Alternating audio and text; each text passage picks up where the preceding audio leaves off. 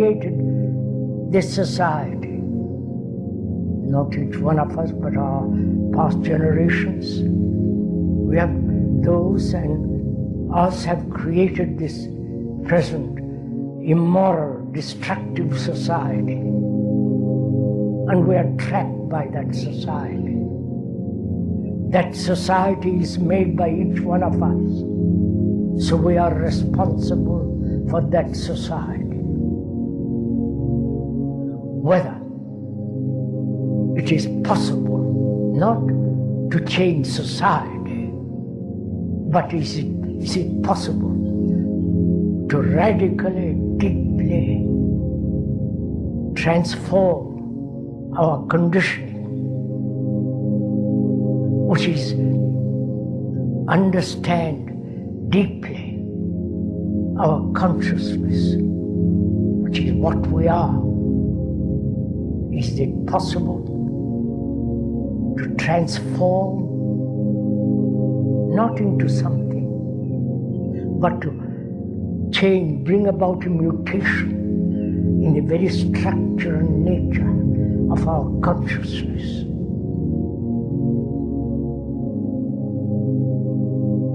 That is the problem. That is the crisis.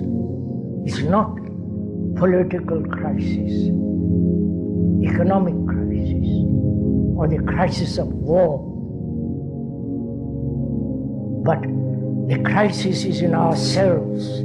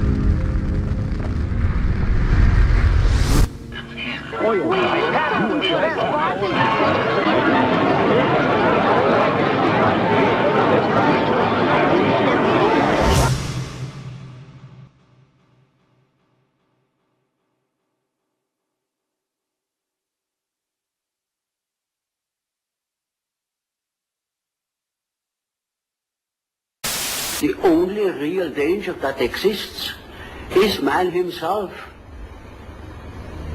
He is the great danger, and we are pitifully unaware of it. We are the origin of all coming evil.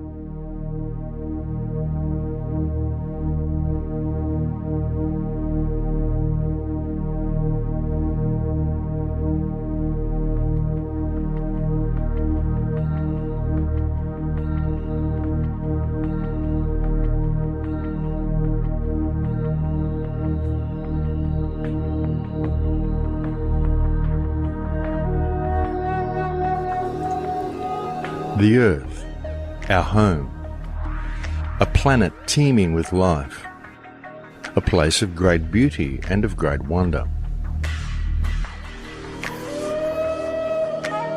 A world where ecosystem within fragile ecosystem combines to create a complex and delicately balanced web of life.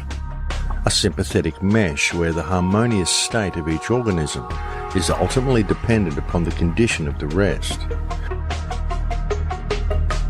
A web in which the continued survival of each delicate strand rests entirely upon its symbiotic relationship with the environment in which it exists.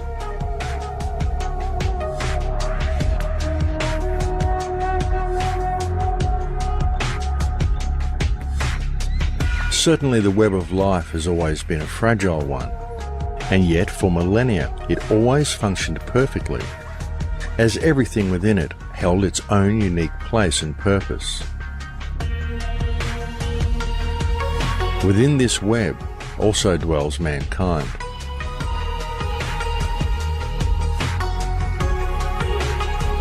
According to ancient Vedic texts, in times long past, man too lived in complete harmony with nature. For man also held his own place and purpose within the web. And so it continued for countless years, until there appeared upon the earth a new mindset in the consciousness of humankind. And with that mindset came a new type of organism. With that mindset came civilization and a system of organised rule based deeply in social structure.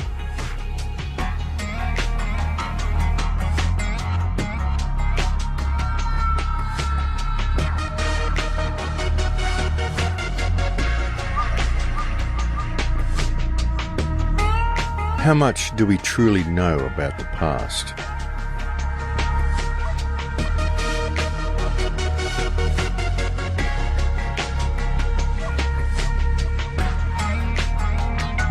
There are, of course, a great many books that have been written on this subject by a myriad of scholars from the modern era. But how much do we really know to be true? Many books written in modern times are simply the author's interpretation of other books written previously by other scholars. But regardless of what is written in any book, the truth is that all of the information we currently have about our past is mysterious and fragmented at best.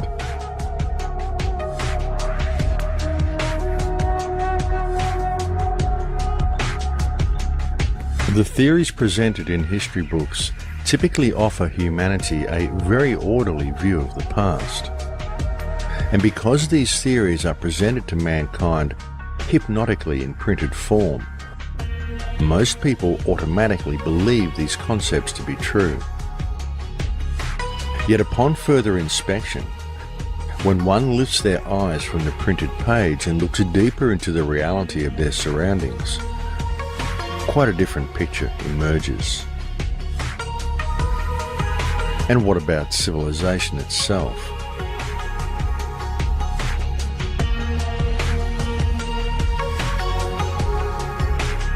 The Oxford Dictionary describes civilization as the process by which a society or place reaches an advanced stage of social development and organisation. But how often does one ever pause to consider the questions of where civilization originally came from and how advanced it actually is?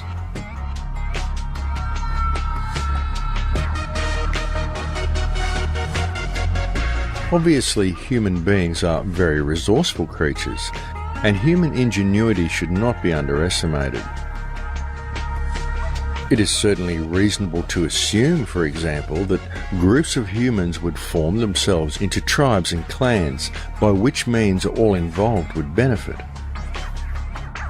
But how did such groups then lead to something as entirely uncivilized and wantonly destructive as civilization as it exists today?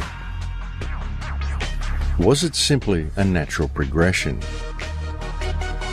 And if civilization didn't present a big enough issue, we are also presented with the question of technology. Where did it actually come from? Who was it who first pulled a rock from the ground and decided to crush it down to its component parts, isolate those parts, and refine them into metals?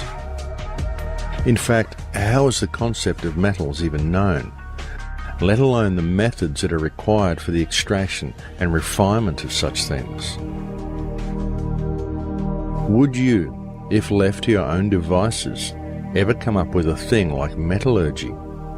Would you come up with advanced science, spy satellites, or nuclear weapons?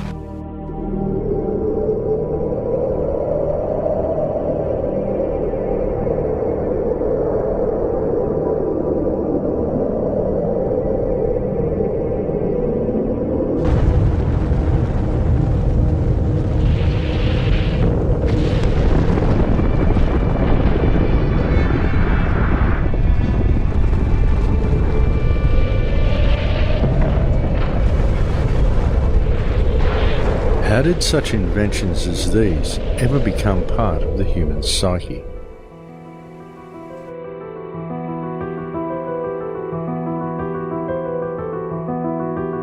But it doesn't stop at advanced technology.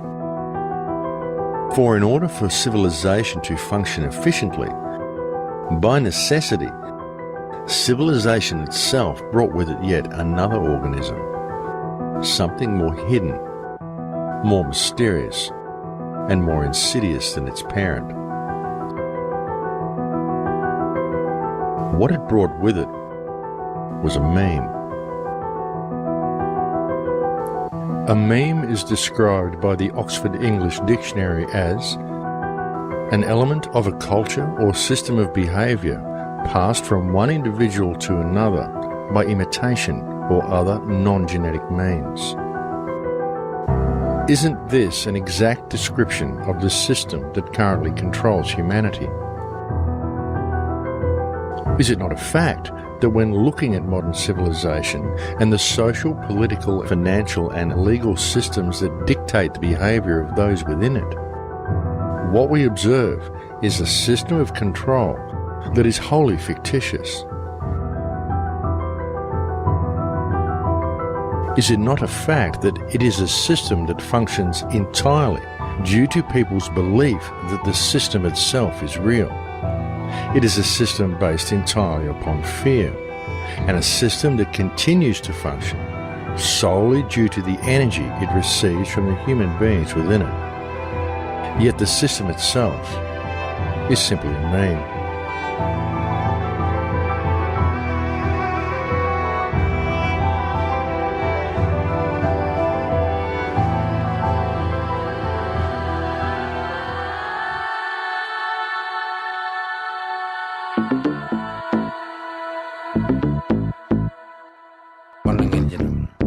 You are me.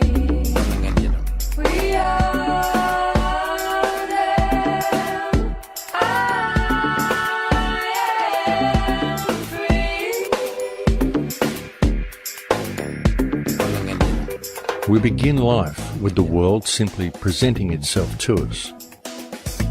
A reality that is open to individual interpretation. But then, at a very early age, we are taught to perceive things in a certain predetermined and socially acceptable way.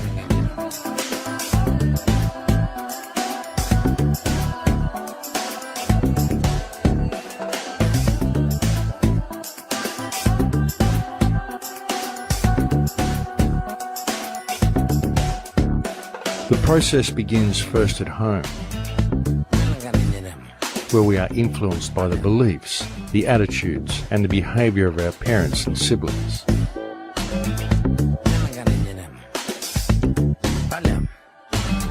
And then, as soon as we are old enough to be capable of independent thought, and have gained an acceptable degree of communication skills,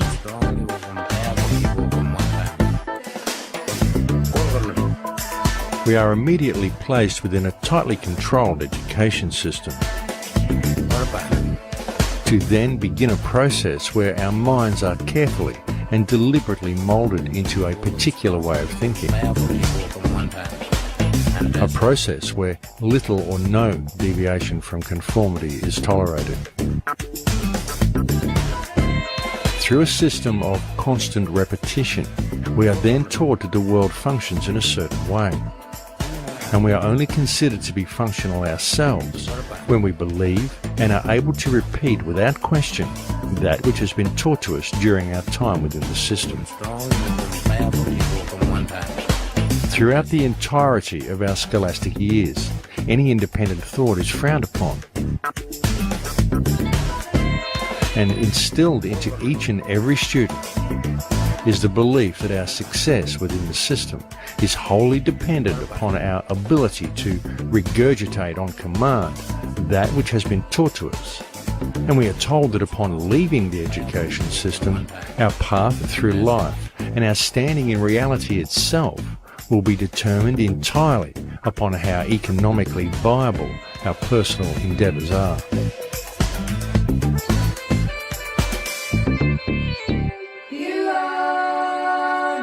We are taught that it is only through profit and through continual financial gain that our personal success will be measured. We are taught that we must either work for someone or we must strive to gain a position in society where someone else will work for us. But either way, all must work. We are essentially taught to be slaves who will spend the majority of life in the pursuit of paper or of digital credits. And through our belief that this system is real, we find ourselves living within a society that has been structured in such a way that were we not to dedicate our time to the accumulation of such things, then all that nature has provided for us, all that nature has provided freely for the benefit of all, will remain forever out of reach. Yet in pursuing such goals in the belief that doing so will enrich our lives, all we do is give power to the meme that enslaves us, and the price we ultimately pay is the connection we once had to the world around us. The price we ultimately pay is life itself.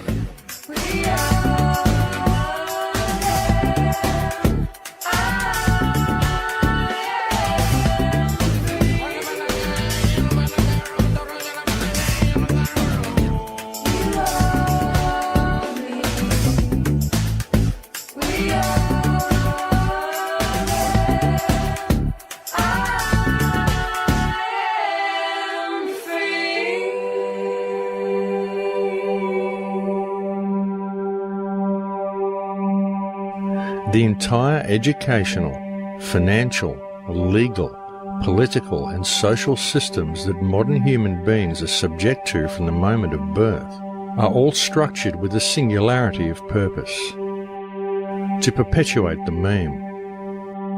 These systems are designed to ensure that each individual is kept locked into a left brain understanding of the world, is kept disconnected from the reality around them, and that each individual grows into adulthood with the understanding that the meaning of life is the one with the most wins.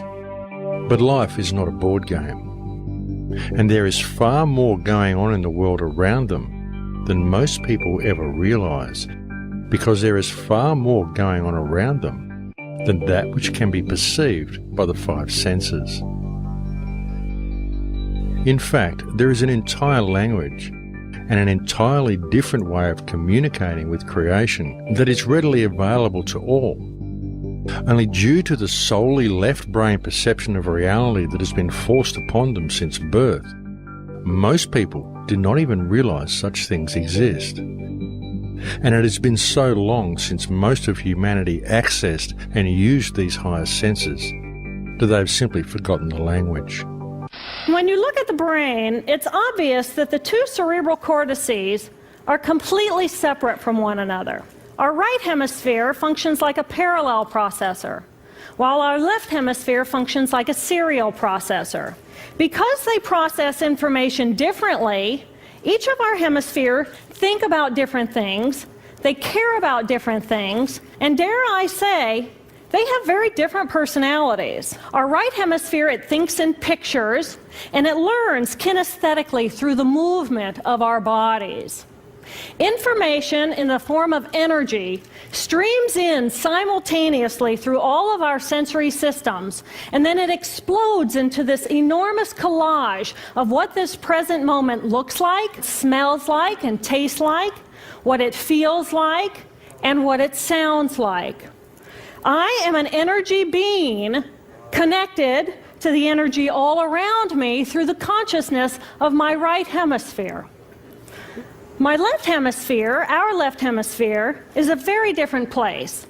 Our left hemisphere thinks linearly and methodically. Our left hemisphere is all about the past, and it's all about the future. Our left hemisphere is designed to take that enormous collage of the present moment and start picking out details, and more details about those details. It then categorizes and organizes all that information, associates it with everything in the past we've ever learned, and projects into the future all of our possibilities.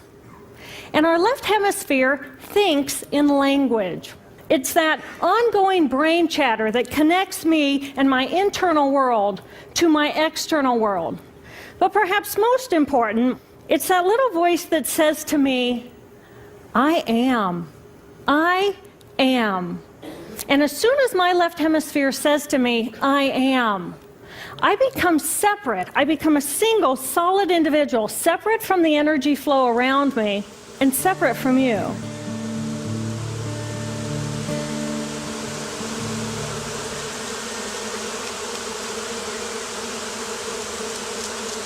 We have up here just an entire colony of bees creating some type of amazing magnetic force field around this tree.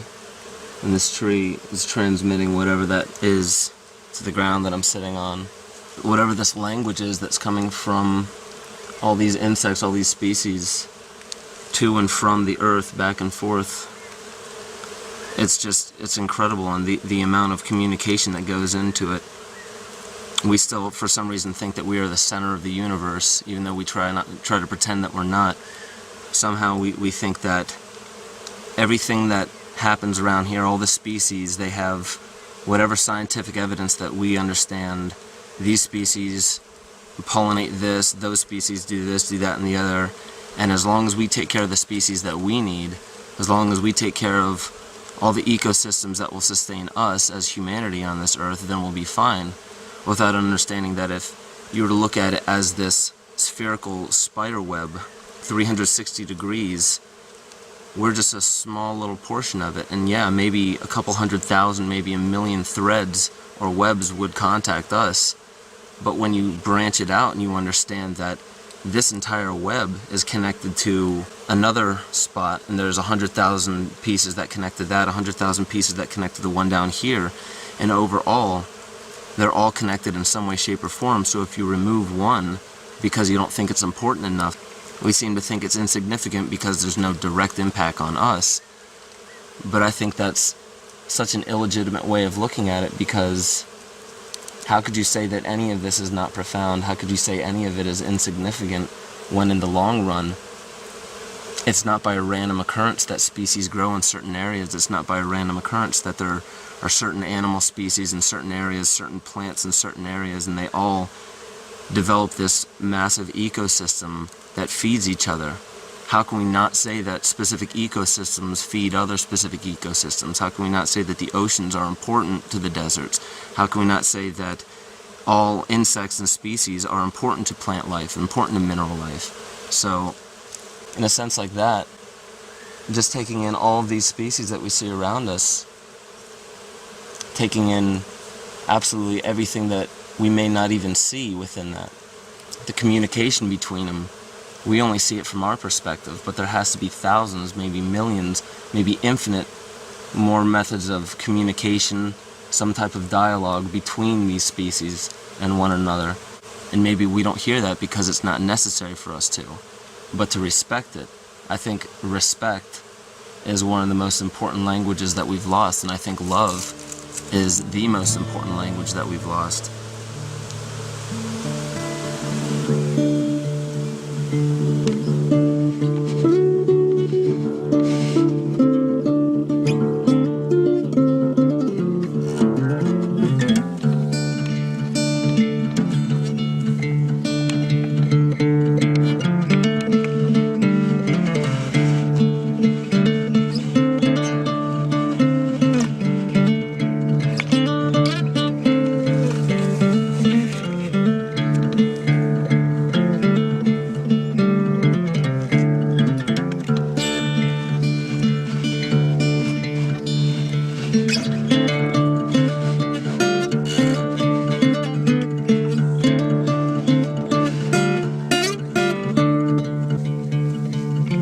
Ancient man had always had a symbiotic relationship with nature and interacted with his surroundings with a degree of understanding and communication that many people of modern times find difficult to even comprehend, let alone exercise.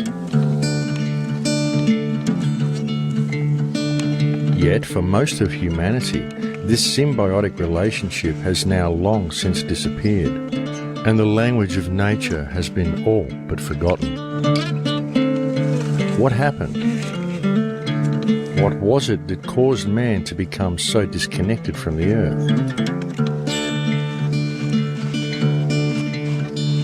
And if civilization continues to follow its present course, how further disconnected are we likely to yet become?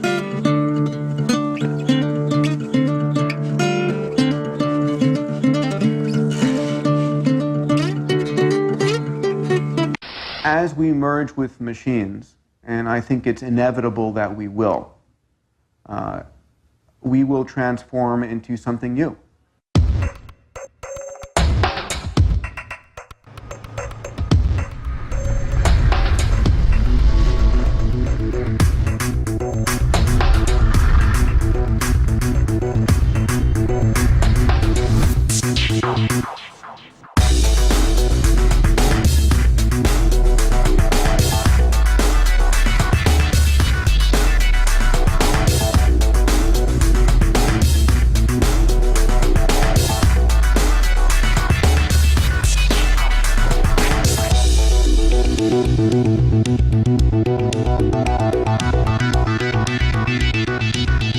Transhumanism. The final frontier or the final prison? Does it represent humanity reaching its greatest potential or facing its greatest threat?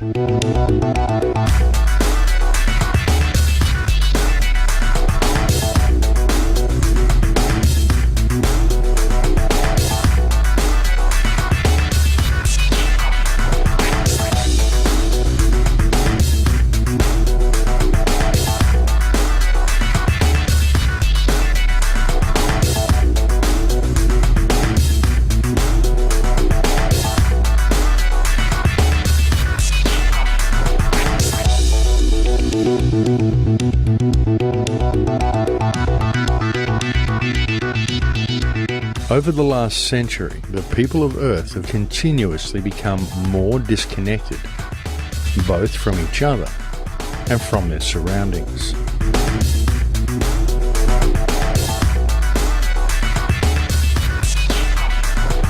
And by means of a government-controlled education system, the overall IQ of humanity has degraded significantly. And this has been a quite deliberate action.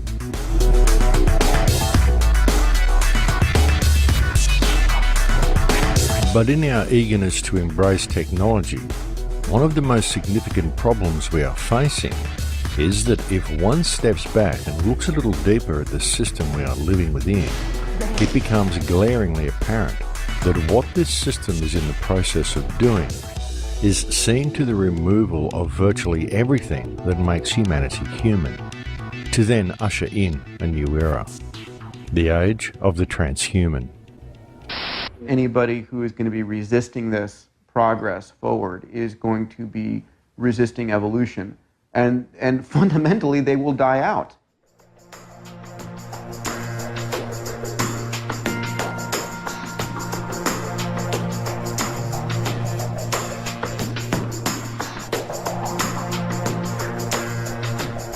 Transhumanism is the high-tech dream of both the ruling elite and of numerous modern scientists, many of whom are so locked into a left-brain mentality that they see the merging of man with machine as nothing short of inevitable.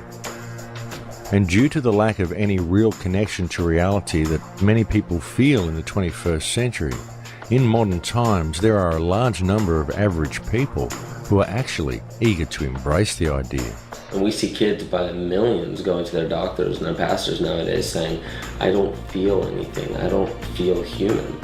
And that's a perfect sign of the fact that individuals are no longer even able to identify with the human species anymore, because we're already in the midst of the species splitting in two, and those being still human and those others being post-human.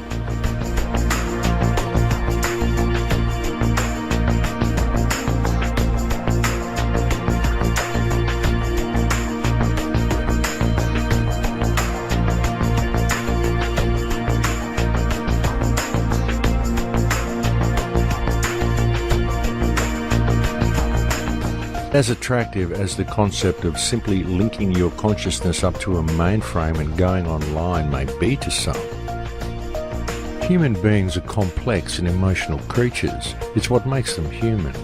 And so the question must be asked, is this evolution? Is this what life is really about? Is this truly where humanity is destined to go?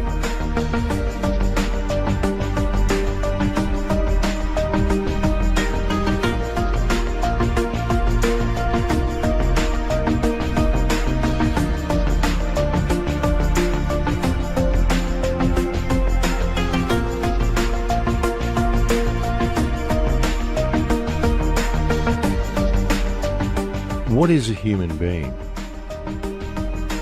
What makes it possible for a biological organism that is around 85% water to function as a sentient life form?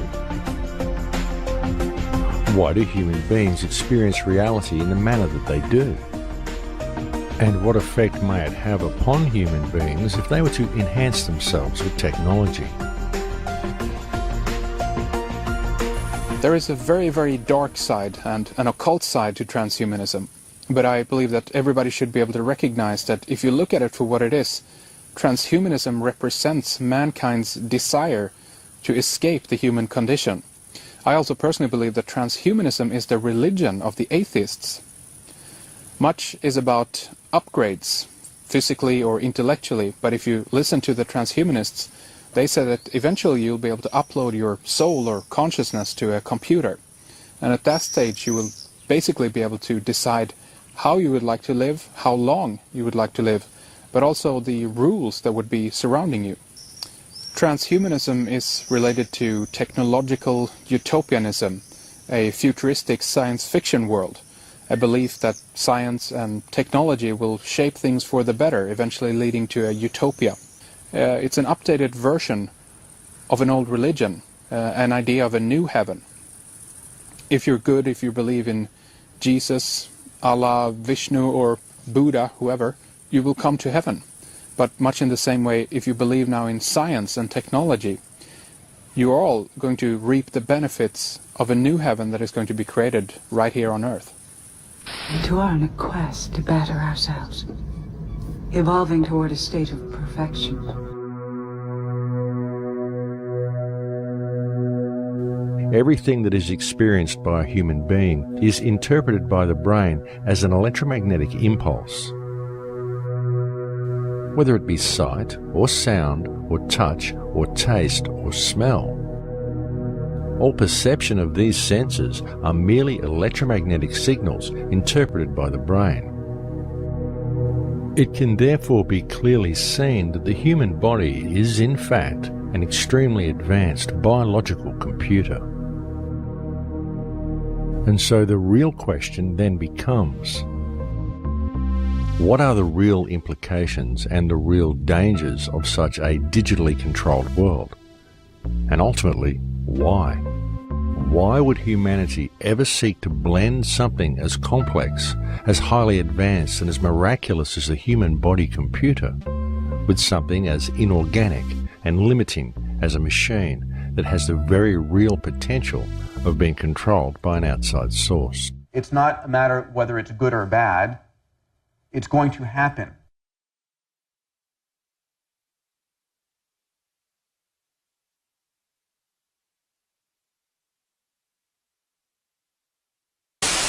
Basically, every 2 years, we can put twice as many components on a chip. And because they're closer together, they run faster. And so computers get twice as capable overall for the same price every year. We'll make another billion-fold increase in price performance in the next 25 years. And again, shrink the size of these technologies 100,000-fold. So we went from a building to something that fits in your pocket in 40 years. In the next 25 years, we'll go from something that fits in your pocket to something that's the size of a blood cell. I believe fully there will be flash memories you can plug into your brain. We'll be able to hook our brains into calculators and statistics programs and have Google directly into the frontal lobes. I mean, there's going to be a lot of expansion of the mind through interfacing the human brain with technology. I see as a person, I'm human, and I'm really limited and restricted in what I do. So if I could come out of the singularity being mentally and physically upgraded, yeah, I'd go for that. So I don't mind changing dramatically from what I am. Everything that characterizes what's human and what you know and all your experiences could be uploaded into the internet and run on a computer. In here we can be anything we want to be. I'll see you on the inside.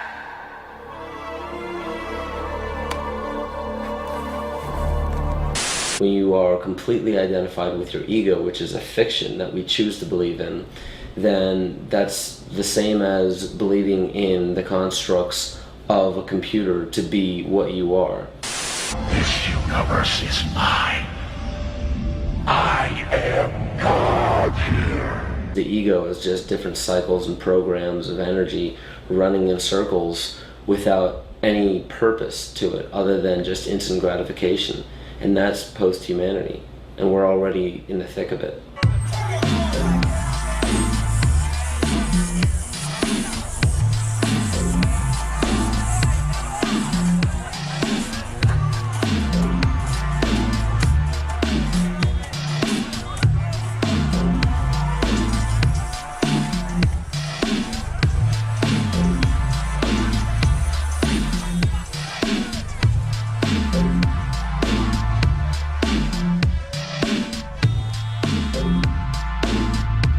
What we have in modern times is a species with only 3% of active DNA, indoctrinated into using only one side of their brain, that exists in a debt-based society in which every single person within it is required to pay to live in what is essentially temporary accommodation, as our modern consumerist-based societies build very little that is actually designed to last.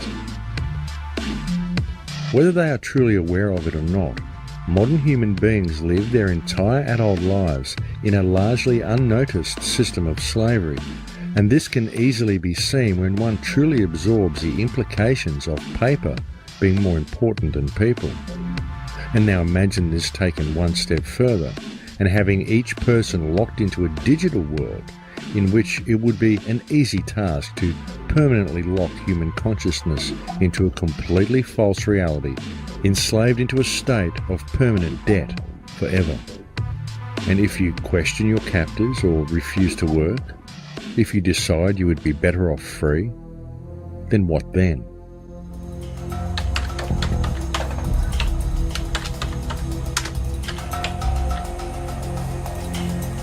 Transhumanism may well be presented to the world as a method of improving mankind. Yet the question must be asked, in a corporate-controlled world, exactly what constitutes an improvement?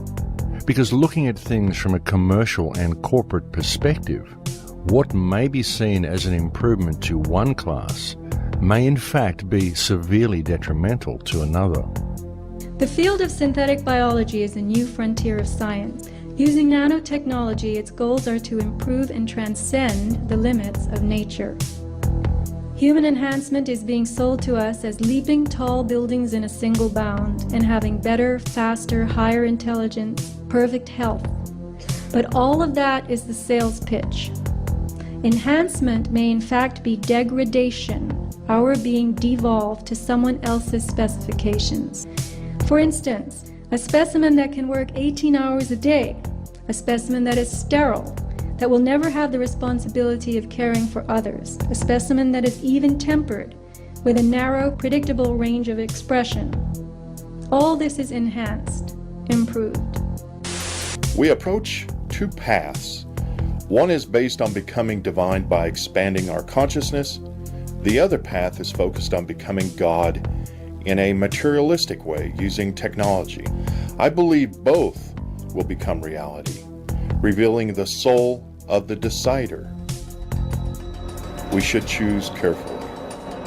For the first time in all of human history, mankind is politically awakened. That's a total new reality. And most people know what is generally going on in the world, and are consciously aware of global iniquities, inequalities, lack of respect, exploitation. The combination of the two, a diversified global leadership, politically awakened masses, makes a much more difficult context.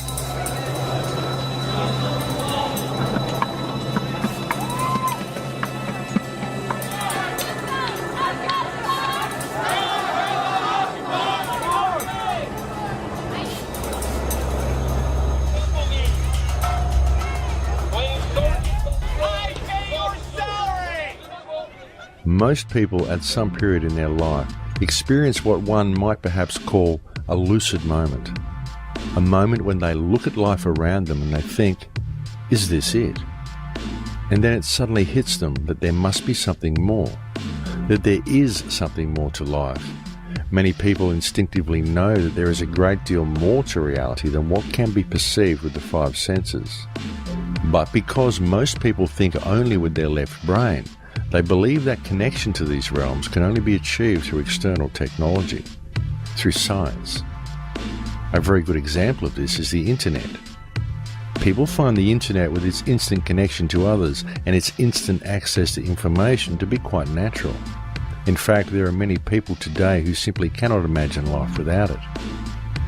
The internet, in its own sense, unites humanity as one organism, able to communicate with itself spontaneously. And this becomes more true each day as more countries and more people come online. In this growing web of communication, we can clearly see the unification of mankind becoming a reality. But it is a digital version of it. One could almost say that the internet as we know it today is the central nervous system of a new humanity. A humanity that is vastly different from anything that has previously existed.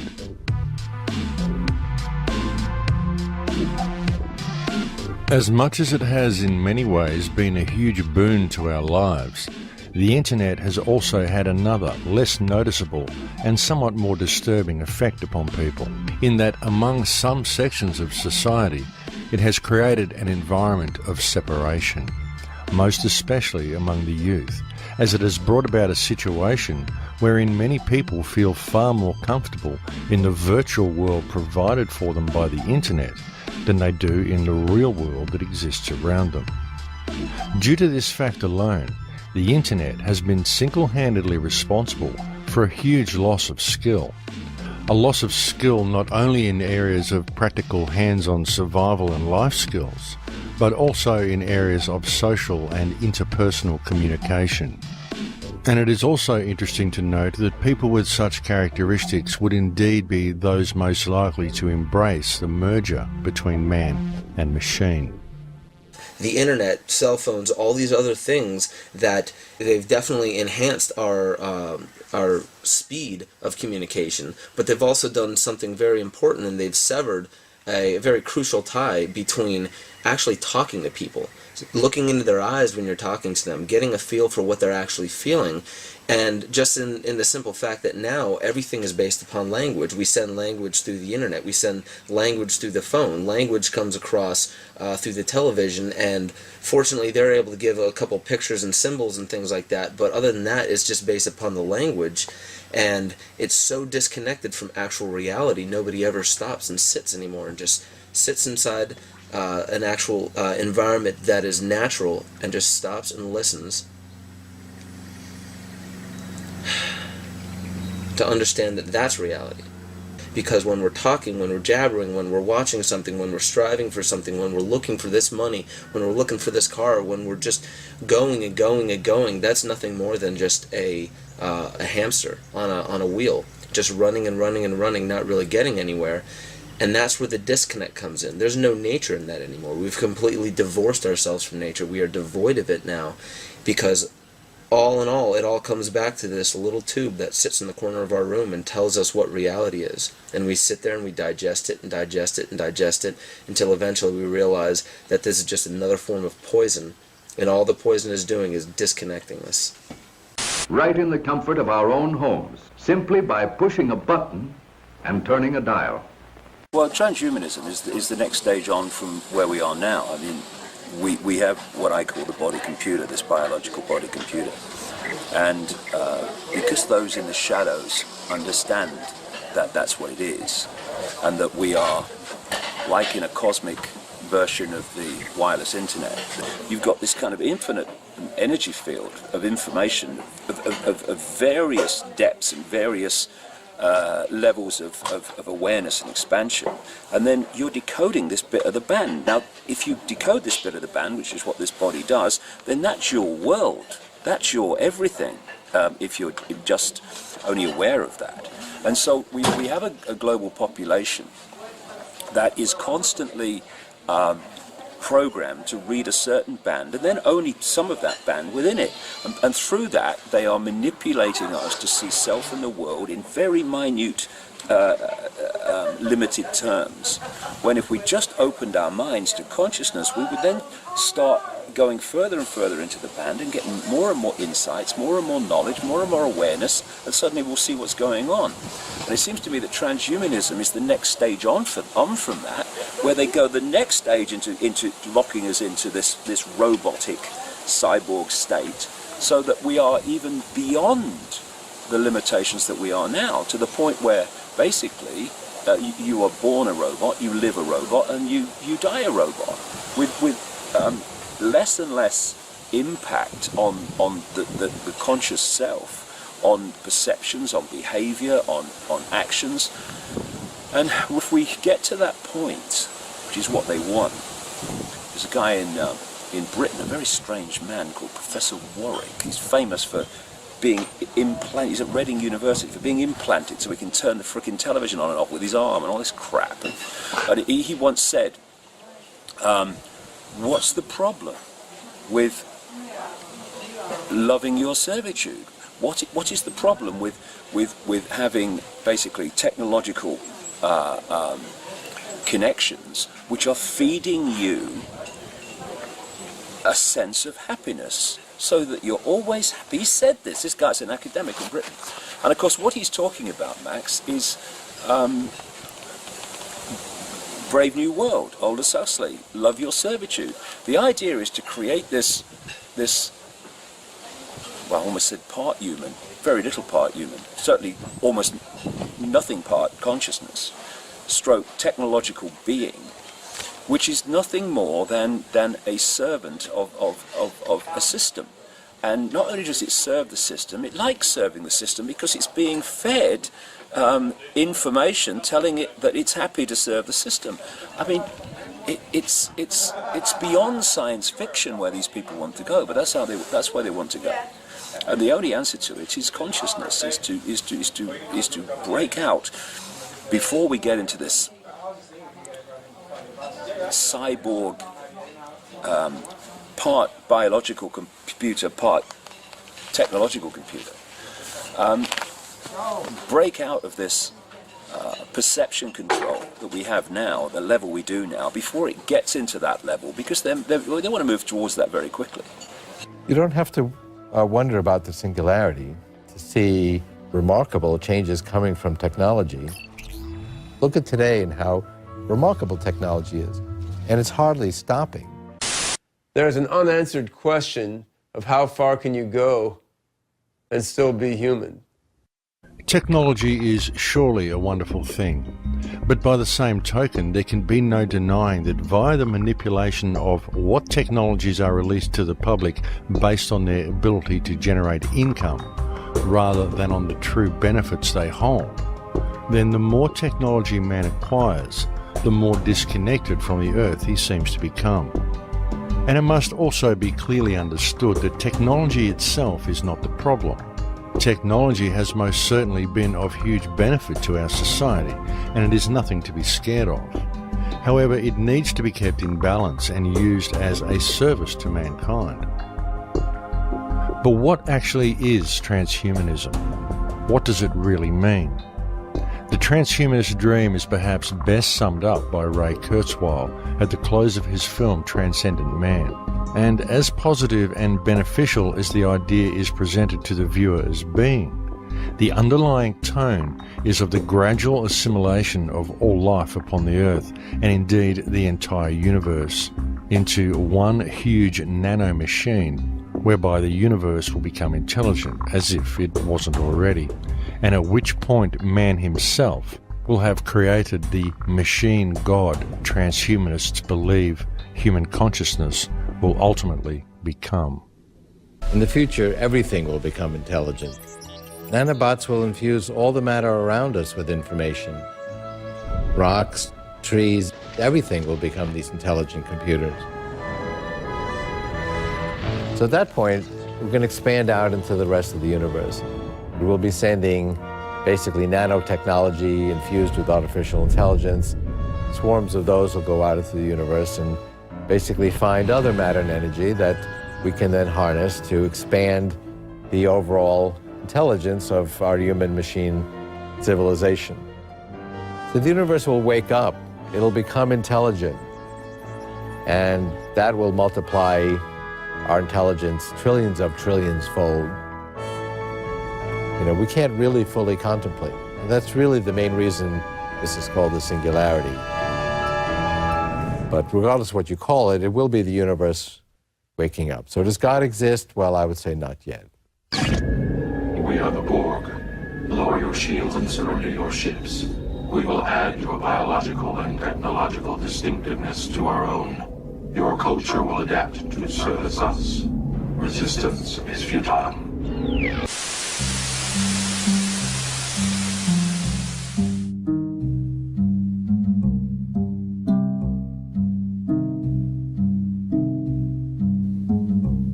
One must truly ask, is this the direction mankind should really be heading? But even more importantly is the question of whether mankind is actually being given any choice in the matter. And if the answer is no, then the next question is how might such a thing as the global implementation of the transhumanist agenda as outlined by Kurzweil actually be achieved without the knowledge of the general population? Biotech is an exploding frontier. It is clever enough and small enough to enter and change our very cells.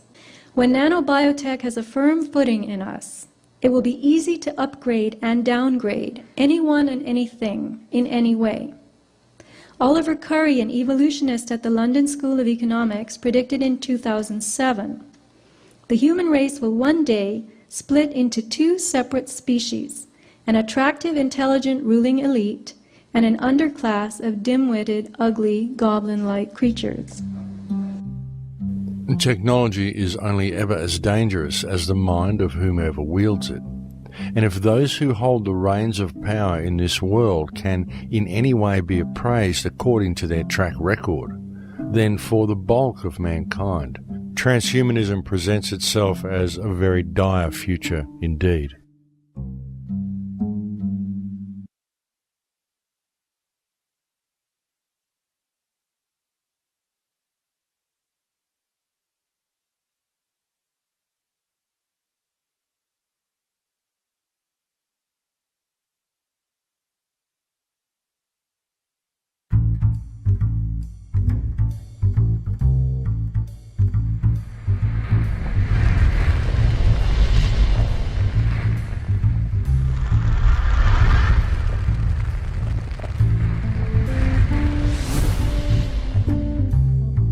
If it were possible to achieve the dream of people such as Ray Kurzweil and create a world where even the plants and rocks were fused with intelligent nanotechnology, how might such a thing be done?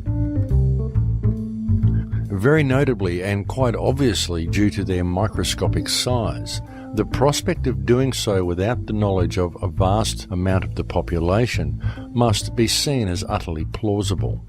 But how could such a mammoth undertaking be implemented? What delivery system could be employed to ensure the widest and most effective method of reaching the subject population?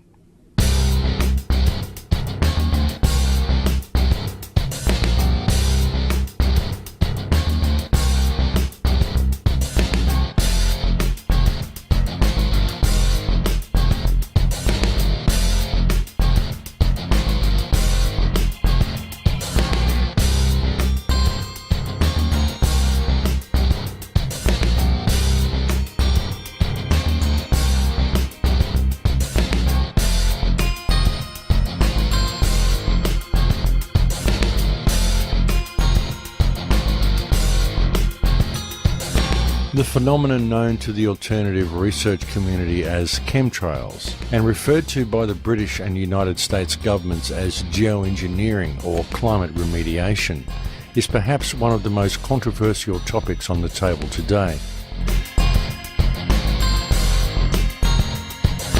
Even though the practice of climate remediation is widely admitted to by governments, there are many who remain sceptical. And generally the two main questions brought up by those who are opposed to the concept are, one, if there was any truth to the idea, then why would the perpetrators be spraying themselves? And two, the phenomenal cost of such an enormous undertaking. People say the government is up there in airplanes spraying all kinds of chemicals to change or manipulate the weather, leaving what you see there, and they call that a chemtrail. This is of interest not just in this country, but European countries and frankly all over the world. A lot of folks interested in it. We take geoengineering to mean deliberate, large-scale intervention in the Earth's system. The little picture is from a nanofabrication study, which shows you can make very high quality and do this in just a jet in a very simple way. Aerosol geoengineering looks like it is so cheap that the cost is basically not going to be an issue.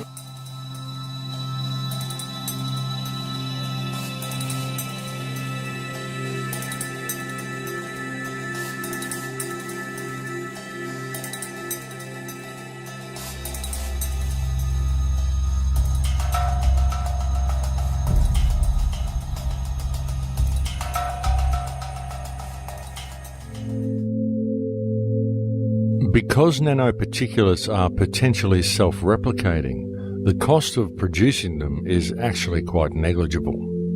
As for the question as to why the perpetrators would be spraying themselves, well, that answer is in fact a very simple one. These people want transhumanism. In fact, when one truly considers the transhumanist agenda and it begins to sink in that chemtrails seem to consist of nanoparticulates or smart dust, then the last piece of the puzzle falls snugly into place. And it is far from inconceivable that were the global population to be infused with programmable nanoparticulates, then when these tiny machines are switched on, they will simply do what they are programmed to do. And that what this may be may also be largely due to what other genetic codes have first been introduced into the host. We have more than tripled the numbers of doses of vaccines we're giving our children in the last quarter century. Up to 15 by the age of 6. Why are so many highly vaccinated children so sick? The elites, those who can afford to carry out practices such as chemtrails, generally don't eat processed or genetically altered food.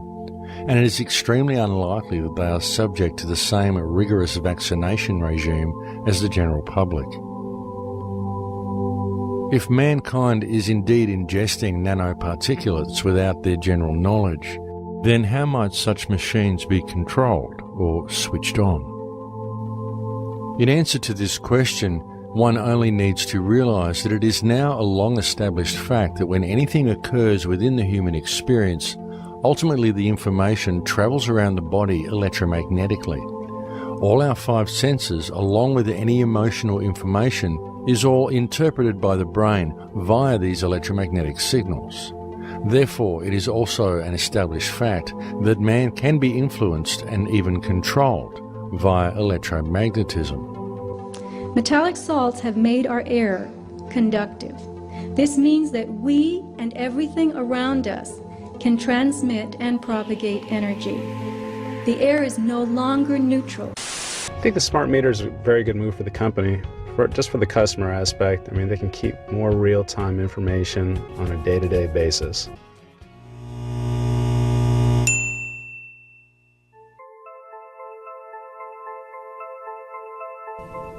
The huge awakening that has been seen in recent times leaves little doubt that mankind and consciousness itself is in a state of evolution. But there also exists compelling evidence suggesting that there are certain forces at work who wish to control the direction this evolution will take. The second group of materials found in these environmental samples is unidentifiable fibers. And I really want you to appreciate the meaning of unidentifiable. These fibers have been sent to sophisticated laboratories, and there is nothing nothing in the databases that match them. These are fibers, we could say, that do not exist in nature. People around the world are developing lesions on their skin that ooze and produce fibers. This is known as Morgellons syndrome. Tissue samples cultured from ordinary people without this ailment contain and grow the very same fibers. When these fibers are cultured, they produce colonies of filaments. You can see the extension filaments. And these colonies continue to grow and reproduce, branching out into more filaments and more colonies.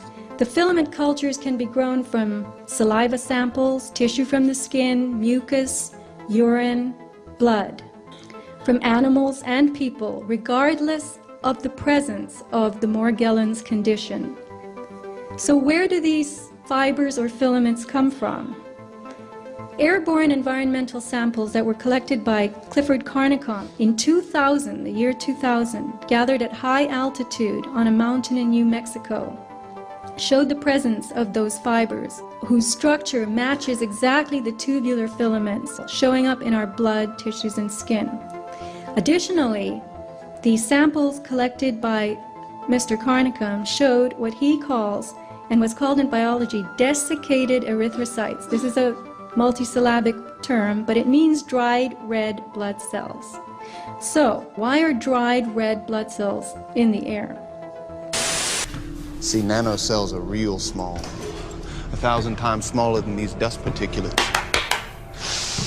You inhale it, they go to work, replicating, spreading like a virus, multiplying in exponentials. 6 months' time, I could have 100 million people. Converted ditch diggers, porn stars, and presidents. Not one would be the wiser. 100 million people who buy what I want them to buy and do pretty much damn well anything I figure they ought to do. Those unidentifiable filaments, he has observed the formation of red blood cells and submicron-sized structures. So now you've got a filament making its own red blood cells. The engineered cells, the red blood, very, very tough, withstanding excesses of heat and chemicals, indicating that they are designed to endure almost anything. He has put them in a Bunsen flame, he has poured bleach on them, acid, and they still endure. In addition, they are able to replicate, growing outside of the body in a petri dish. This is highly sophisticated technology going on by itself, not in a laboratory. People with advanced Morgellons syndrome started with fibers coming out of their skin, and they're now observing very strange crystalline forms and metallic devices, plaque structures, even grooved metallic devices. On the right, you'll see one device, the front and the back. The fiber strands that you see here were made of cellulose and GNA. GNA is DNA's chemical cousin. It's a nanotechnology building block. The nanostructures contain additional properties not found in DNA, including the ability to form mirror image structures. Here you have a nanoarray, a tiny device used in biotech for DNA hybridization. And on the left, you see a diagram from an industry website of a nanoarray. And on the slide, you can see actually two of them. She's marked them with red X's that came out of her body, looking exactly like this. So, we begin with the emergence of basic filaments, followed by more complex structures. So what processes are going on here? Are these materials combining to form devices that are working together inside us? What is happening to our biology? And remember that tissue samples obtained from ordinary people who have no Morgellons symptoms, no lesions, can be cultured to produce the very same filaments found in people with Morgellons.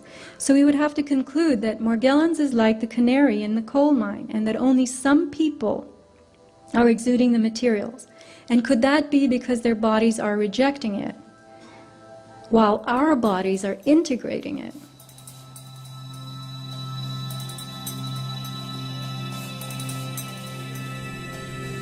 There has been a force that is mostly unseen in control of this planet for an extremely long time, and evidence very much suggests that this force is attempting to manipulate the evolution of human consciousness that is currently taking place.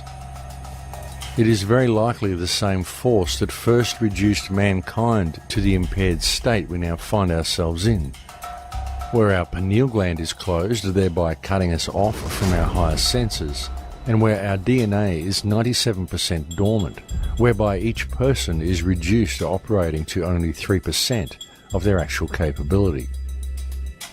When one examines the evidence and steps back to take in the entire picture, there can be no doubt that the vast majority of human beings live their lives quite literally in a socially and biologically induced trance. And it is due to this trance-like state of the people that we now find the world in such a degraded state. Therefore, the solution becomes clear. Mankind must awaken. But how? How do we transform the collective human trance into wakefulness? How do we bring about the mass awareness of the people? And what steps can be taken to allow both humanity and the earth to once again return to a natural state of abundance? Clearly, the first step is for people to understand and accept the truth regarding the current condition of mankind and the urgency of addressing the situation we are faced with. But even when people know the truth, as many do, most are simply waiting for social or financial Armageddon, waiting for December 21st, 2012, waiting for ascension or waiting for the rapture. And due to this lack of positive and decisive action, while people wait for redemption to be delivered to them via an outside source, the destructive machine of modern civilization continues to grind slowly forward towards its inevitable conclusion. Obviously, it is extremely important for mankind to truly grasp the depths of the problems we are facing and to the peril that our collective failure to deal with things has placed us in. And this peril includes not only the human race, but the entire earth and all life upon it. Because if mankind allows the ship of state to continue sailing in its current direction, within possibly 3 to 5 generations, we are very likely to have allowed the creation of a world that will no longer support life as we know it. There's an incredible disconnect between reality and what we're fed as reality, such as this little electronic box that millions upon billions of homes have now, and we now digest all of our reality from this little electronic tube. None of what we're actually getting in this tube is reality other than the fact that we're watching television. That's it. That's the only portion of that that's actually real. But what we do is we lose ourselves then. We almost become too identified. We forget that we're even existent, so we are identified with everything that we're seeing, and this becomes our reality. And we forget that not only is this cherry-picked information, but above and beyond all that, no one even stops to think that this is somebody's interpretation of what happened in an area. So everything that we're getting is literally somebody else's creation. It's a manufactured idea that's put into this little tube and then projected into us as reality. And that now is the basis for how we act in our society. So the way we dress, the way we talk, what we do, what we're afraid of, what we're attracted to, what we want to drive, the house that we want, the money, all of these things are driven by somebody else's perception. They're driven mostly by wants of other people, and they arrived at those wants from other people. And it all comes back to really just the fundamental basis that none of this is reality. It's manufactured. It's not really pertinent to our life. It's not really profound. There's really no importance to it. We're just applying value to it because all of these things, the clothing and the cars and the job and the money and the bank account and why we want this job, we don't even understand why anymore because we relate all of our wants, all of our desires to what these other people want and what they desire. And if you actually get to the core of it, we don't even truly want these things. We just want the other people around us to see that we have what they want because that gives us a measure of control or a measure of power. And it all boils down to a level of security. And that's all that all of this really is the fact that people are following these fashions they don't understand. They're following these ideals that they don't understand. They're doing it because they want to fit into some identity that they're eventually creating for themselves to be the most secure, the most powerful, the most prominent, the most beautiful, the most affluent person in that field so that everybody else around will give that person support because they want to be near you. And that's all it is. We just want this closeness. We want this connection with people. And unfortunately now we are contriving it. We're forcing people to want a connection with us for means that really have no basis in love, no basis in real relationships. So all of our relationships are based upon power and fear and based upon manipulation and lies and trying to get this and trying to get that. And none of it's true interaction anymore. Science is great with all the beautiful technologies, but many of the problems you're trying to solve, we created. If things stay as usual, if business stays as usual, then we have about 100 years of life on this planet. But if you think there is hope, then we have to start taking action right now.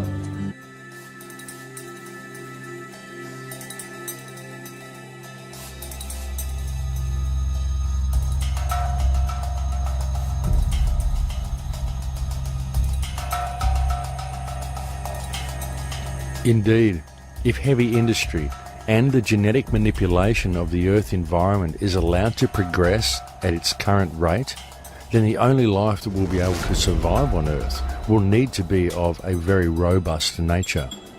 Such life would be transhuman by necessity.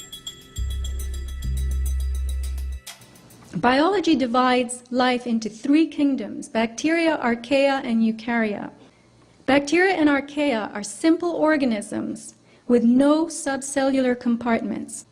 Eukarya are complex with defined cell compartments and internal organelles, mini organs like mitochondria that make DNA and energy for the cell. Plants, animals, and humans are eukaryotic, as are fungi and slime molds. The archaea are the hardiest of the life forms. They're able to withstand grinding pressure, heat, acidity, and alkalinity. They can live in volcanoes, geysers, and the ice shelf. Now, the materials appearing within these filaments are as tough as archaea. They look like bacteria, and they self-replicate. And natural fibers would be classified as fungal in the domain of eukaryotes. But these fibers contain forms from the other two groups inside them. You're looking at a tubular fiber with self-replicating internal elements resembling bacteria and behaving like archaea. That does not happen in the natural world. They are designed to endure almost anything.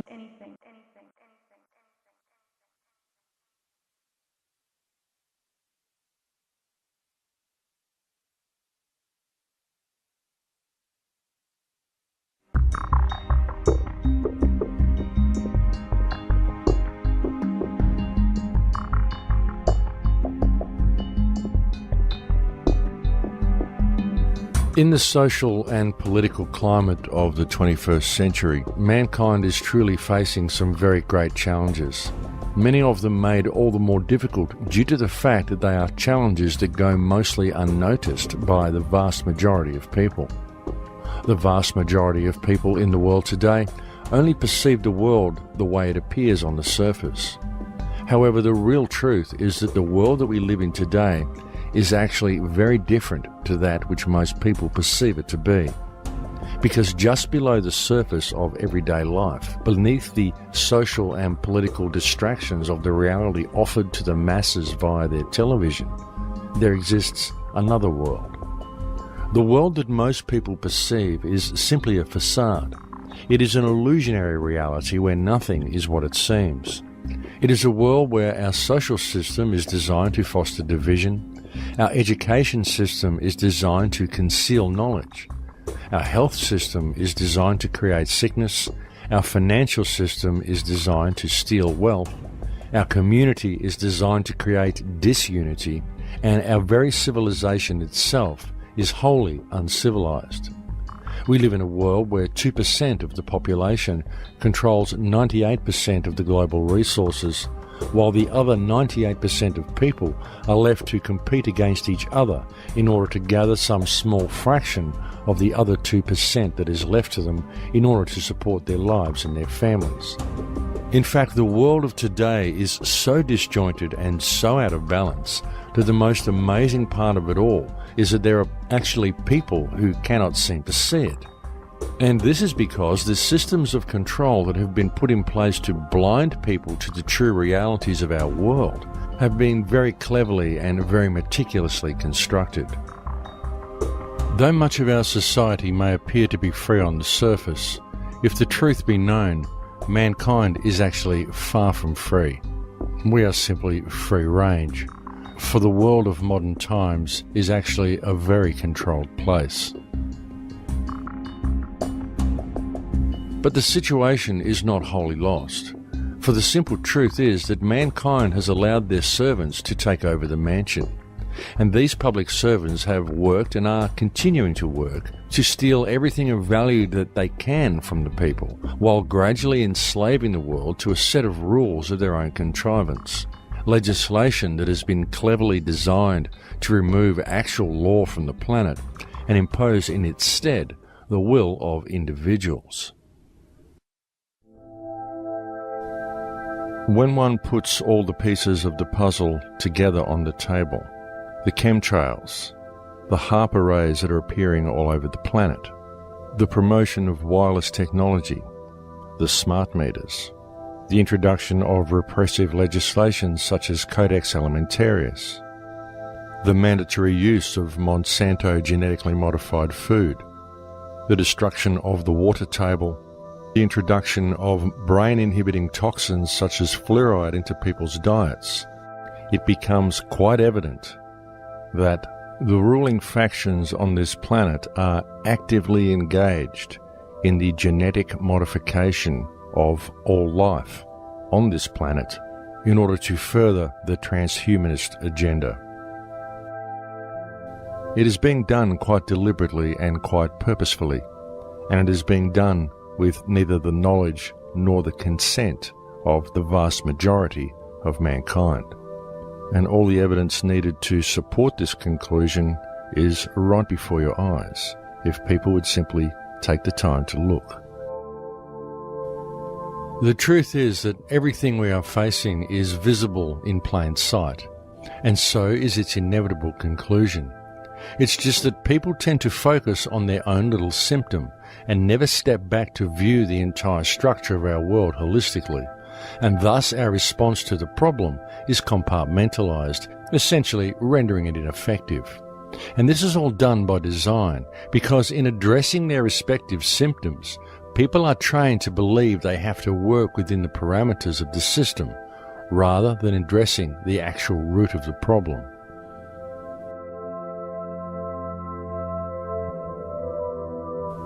Every single government that exists anywhere in the world today is currently operating in breach of the trust that has been granted to it by the people of their nation. And this is true regardless of which country we are talking about.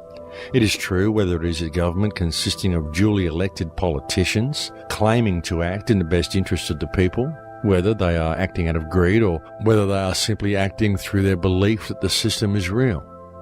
It is true whether it is a military dictatorship falsely declaring a self-granted right to dictate what is good for others. It is true whether it consists of a monarchy that has declared its divine right to rule and supposedly care for its subjects.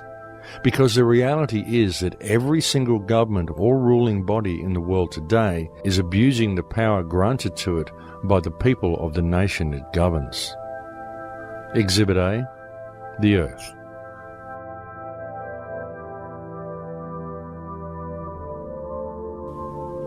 The remedy is for mankind to re-establish themselves as who and what they are, because the only ones who have any chance of addressing this situation are the people themselves. The first thing to be done is for people to notice their surroundings and to realize that very simple alternatives to the wantonly destructive direction of our current system exist right now. Carbon at the nanoscale is actually transparent. and flexible. And when it's in this form, if I combine it with a polymer and affix it to your window, when it's in its colored state, it will reflect away all heat and light, and when it's in its bleached state, it will let all the light and heat through, and any combination in between. To change its state, by the way, takes 2 volts from a millisecond pulse. And once you've changed its state, it stays there until you change its state again.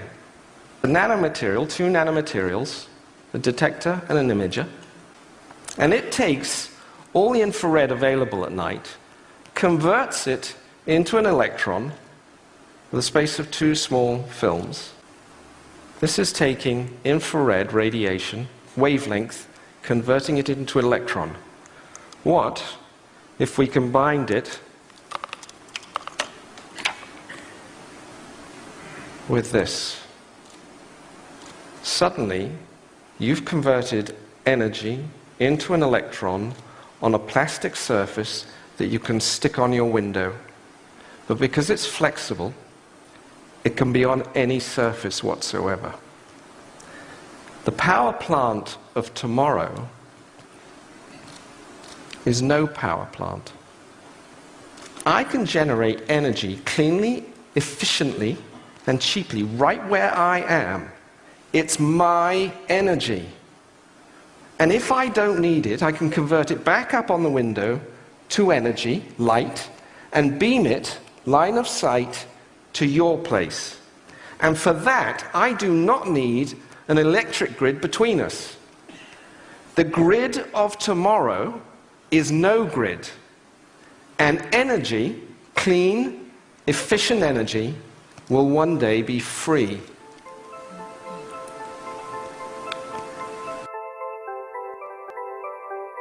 This type of technology exists right now, and the global implementation of such energy systems could begin tomorrow, thereby freeing mankind of its financial shackles and simultaneously circumventing some of the most pollutive industries on Earth.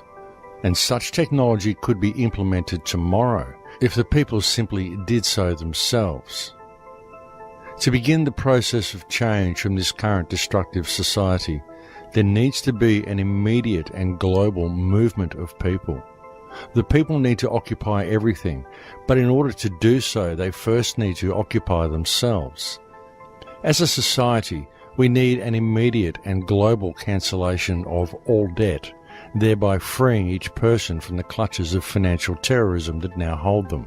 And this should be closely followed by a switch to alternative energy devices such as the carbon energy device demonstrated by Justin Hall. And these steps need to be implemented by the people themselves. It cannot be done from within the legal parameters provided by the current system, as the current system simply will not allow it. It won't allow it because the current system is designed not to service mankind, but rather to protect and sustain itself at mankind's expense. Such a process of change will only ever succeed if it is implemented by the people themselves, regardless of what legislation has been put in place to prevent them from doing so, because legislation is not law. Legislation is simply rules written on pieces of paper by public servants. Rules designed to eradicate actual law from existence and to impose the will of a ruling cartel in its place, to then impose itself upon mankind's very genetic and biological structure to serve a transhumanist agenda designed to enslave the entire human race, while all the wealth of this earth is stolen from them. And the only thing that stands in the way of this program running to its inevitable conclusion are the people themselves. But the biggest killer, the wielder of the ultimate power against mankind, the most all-pervasive force that has kept the people of the world enslaved for so long, is fear.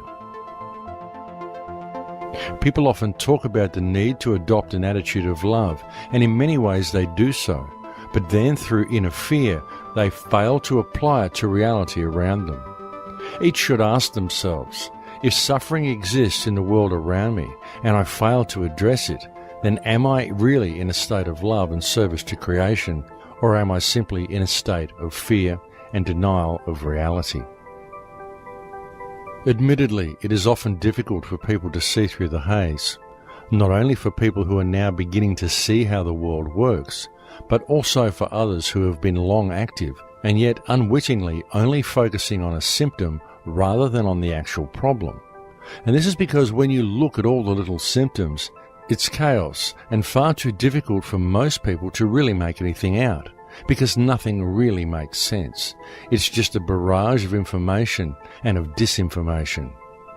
It doesn't begin to make any real sense until you begin to look at things holistically, and then it all falls neatly into place. Though often, even when the real problem is clearly seen, most people simply point the finger and fail to see the actual solution. It is time for each person on this planet to remember who and what you are, and to never lose focus of the fact that government was created by mankind in order to service mankind's needs, not the other way around. So you must always, always question authority. If someone in fancy dress interferes with your ability to be yourself to your fullest potential, if you have always respected others and there is no injured party from your actions, then you should always question what right anyone has to compel you to perform any action or to make any demands of you at all. As more and more rules are put into place, mankind is becoming increasingly more regimented. We now find police officers stationed on school grounds, as what was once a childhood prank and part of growing up is now often seen as a breach of law, a crime.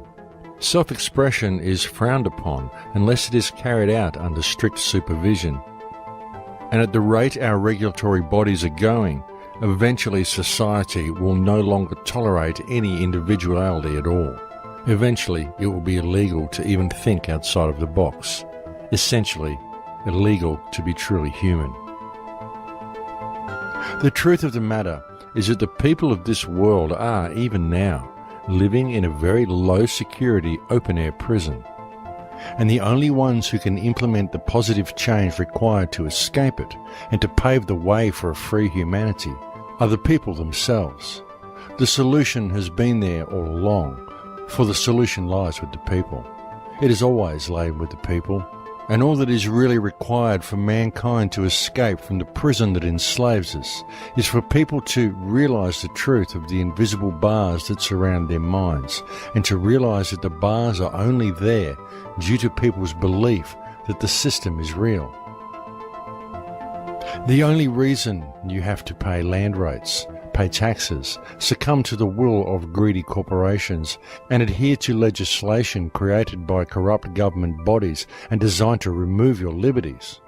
The only reason all the modern world finds itself in a position where it is virtually enslaved by public servants is because you live in a divided society, and to people's failure to build common unity within their community, to get to know their neighbours, to support each other, and to see each other as valid. People have been taught to judge others by their differences, to play the blame game, to point the finger at another, and to voice their anger for their hardships and feel that they have achieved something, when by doing so they are simply perpetuating the division and effectively missing the actual problem altogether. Our leaders have replaced true and natural law with a set of rules of their own contrivance, and these rules have served to rob mankind of our earth and of our heritage. And we the people, the 99%, are truly the only ones who have the power to effect positive change. An alternative way of doing things, a system that empowers and frees the populace, will never be implemented via the means of the system that currently enslaves them. There is no legal remedy, no remedy in politics, no remedy in government. There can and will only ever be remedy found in natural law and in a population willing to honour it. And so now, more than ever, it is time for mankind to act and to clearly understand who we are. The most important thing we can do in the present moment is to realize that we each have the ability to peacefully but firmly stand to stop the further destruction of our water table and to prevent the rest of the transhumanist infrastructure from being put into place. And most importantly, to connect with our community and to lead by example in all that we do. And together we can easily reclaim our heritage and our birthright. But it will not be done while there is judgment or accomplished through violent revolution. Nor are they needed, because all it would take is mutual respect and a united act of non-compliance to a fictional system that enslaves the minds of almost all who inhabit this world due to people's belief that the system is real. Civil disobedience is not something outside the realm of democracy. Democracy requires civil disobedience. Without civil disobedience, democracy does not exist. You see, the solution lies with each of us. It lies with me, and it lies with you. And it lies in a simple choice between love and fear. Indeed, the path to remedy, the path to positive change, the path to alter the direction the ship of state is now sailing is right at our feet. All that is required is to take the first step. In Lakesh.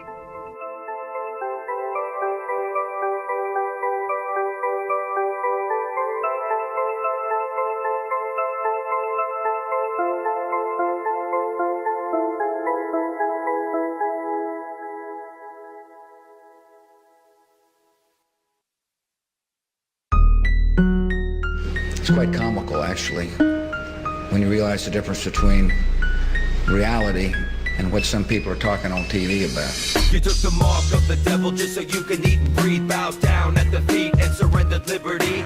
Tyranny and terror, corrupted dictators, posing as your leaders while they poison every leader. Pumping fluoride in the water while they rape Iraqi daughters. Dumbing down the public, fashion magazines and fodder. Now they slaughter weaker nations. Faulty explanations selling fear to the masses. Terror level elevations, revelations is unfolding right before your eyes. Wake up in a FEMA camp, drugged and hypnotized. Fourth Reich's taking over while you focus on your bling. But I bet by this point you haven't heard a damn thing. It's destruction by design, prophesizing every scripture. Take a big step back, see the whole picture. A distraction of the mind to keep you living in a bubble. We're in a lot of trouble because less than 3% of you people read books. Because less than 15% of you read newspapers.